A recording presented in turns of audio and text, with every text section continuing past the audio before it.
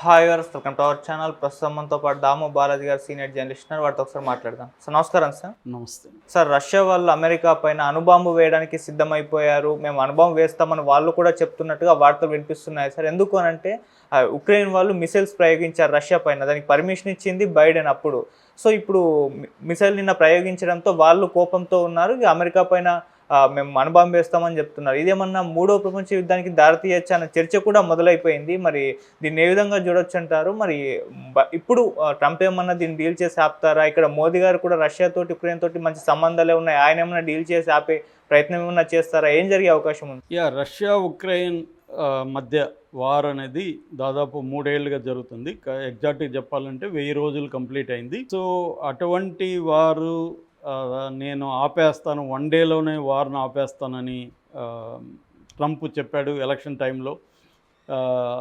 తర్వాత Zelensky Ukraine president, ఆయనకు కూడా వార్నింగ్ ఇచ్చాడు, దీన్ని యుద్ధాన్ని మీరు ఆపండి అనేసి. అట్లాగే నాటో దేశాలకు కూడా ఆయన వార్నింగ్ ఇచ్చాడు. సో ట్రంప్ వస్తే యుద్ధం ఆగుతుందా అన్న ఒక ఆశావహమైన వాతావరణం ఏర్పడినప్పుడు ఇంకొక నెలన్నరలో దిగిపోబోతున్న బైడెన్ ఒక అనూహ్యమైన నిర్ణయం తీసుకున్నాడు.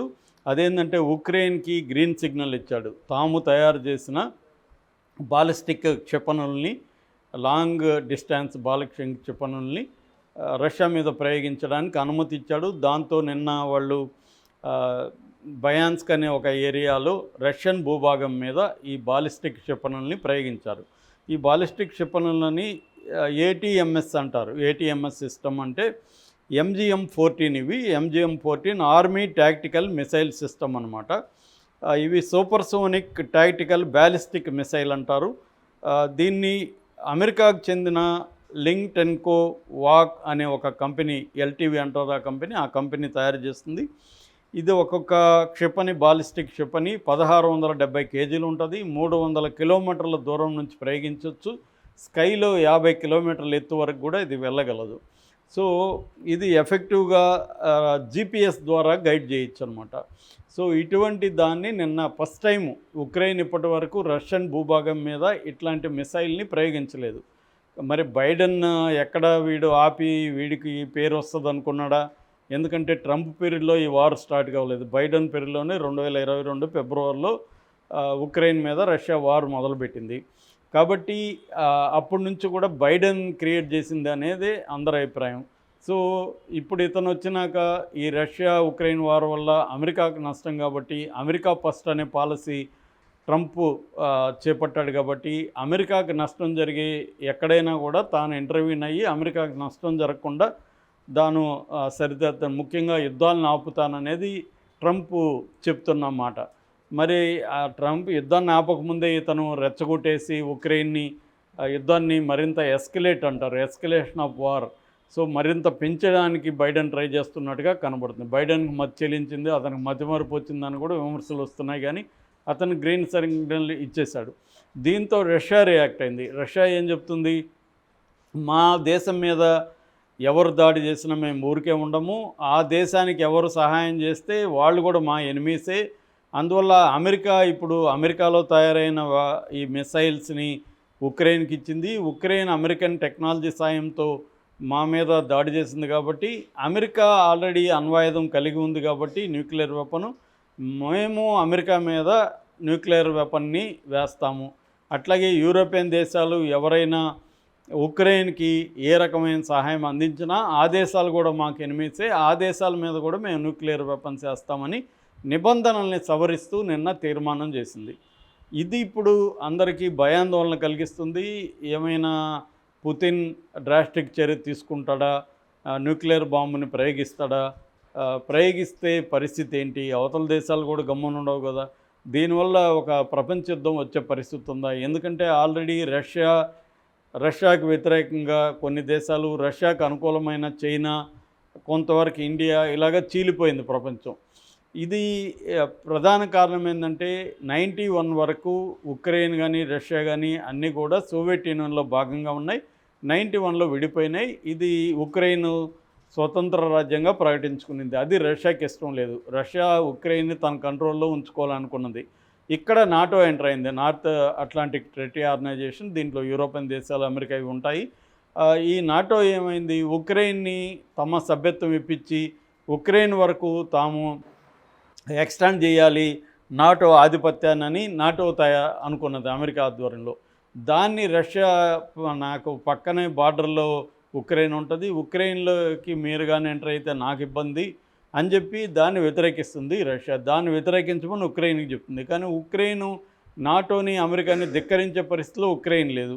అందువల్ల ఉక్రెయిన్ మీద వార్ అనేది 22 ఫిబ్రవరిలో పుతిన్ ఆధ్వర్యంలో రష్యా మొదలుపెట్టింది. సో ఇప్పుడేంది, ఉక్రెయిన్ ఇబ్బందుల్లో ఉంది. నిజానికి ఉక్రెయిన్కి అమెరికా కానీ, ఈ యూరోపియన్ దేశాలు, నాటోలో ఉన్న దేశాలు కానీ ఫైనాన్షియల్ హెల్ప్ చేస్తున్నాయి. మిసైల్స్ కావచ్చు, లేకపోతే ఎయిర్బోర్న్ వెహికల్ కావచ్చు, వారికి సంబంధించిన టెక్నాలజీ కావచ్చు, అన్నీ అందిస్తున్నారు. ఈవెన్ మన ఆయన ఎవరు, టెస్లా, ఎలాన్ మస్క్ కూడా స్టార్ లింక్ అనే ఆయన శాటిలైట్ని ఉక్రెయిన్కి దగ్గరలోకి తీసుకొచ్చాడు. ఎందుకంటే దాని ద్వారా ఇంటర్నెట్ వాళ్ళకి దొరుకుతుంది.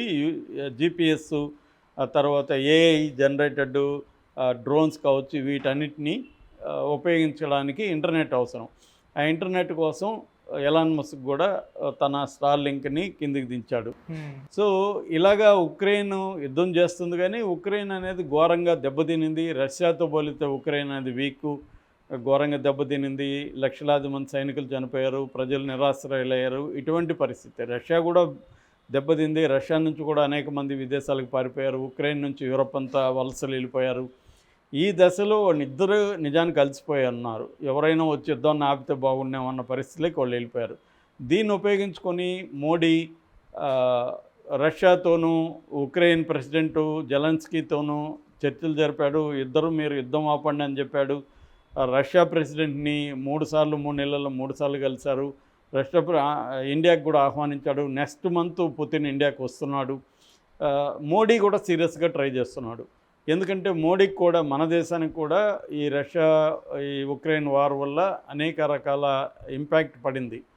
సో మరోవైపు అమెరికా కానీ, నాటో దేశాలు కానీ రష్యా మీద ఆంక్షలు విధించాయి, ఆర్థిక ఆంక్షలు. రష్యా దగ్గర ఇంధనం ఎవరు కొనకూడదు, ఆ దేశాలతో వాణిజ్యం చేయకూడదు. కానీ ఇండియా మాత్రం రష్యా దగ్గర ఆయిల్ కొంటూనే ఉంది. ఎందుకంటే చీప్ రేట్లకు మనకి క్రూడ్ ఆయిల్, పెట్రోలియం ఉత్పత్తులు దొరుకుతున్నాయి.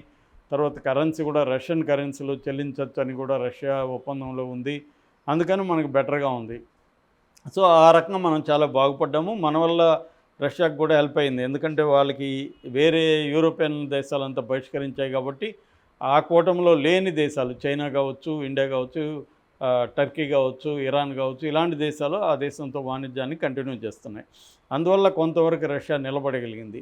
అయితే ఇండైరెక్ట్గా ఇప్పుడు మనం ఆ దేశం నుంచి తీసుకొచ్చిన క్రూడ్ ఆయిల్ ఉత్పత్తుల్ని రిఫైన్ చేసి మళ్ళీ మనం యూరోప్కి పంపిస్తున్నాం.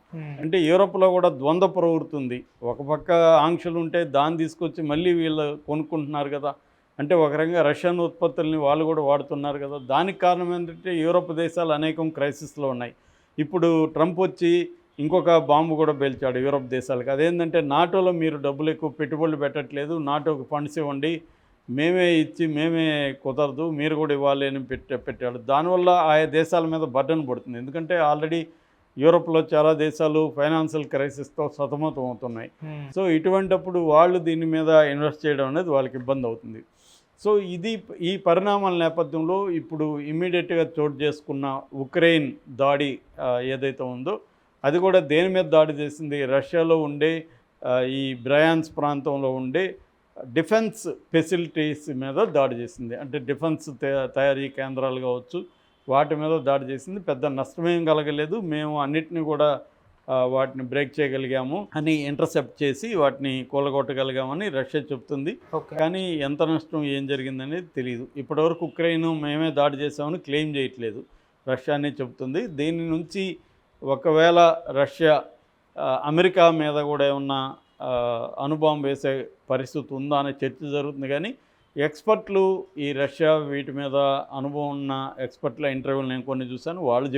వాళ్ళు చెప్తున్నది ఏంటంటే ఇప్పటికిప్పుడు అటువంటి ప్రమాదం అయితే రాదు. రష్యా తన సీరియస్నెస్ని చెప్పాలి కాబట్టి అలా చెప్తుంది, కానీ రష్యా అణుబాంబు ప్రయోగించే పరిస్థితి అయితే లేదు అని చెప్తున్నారు.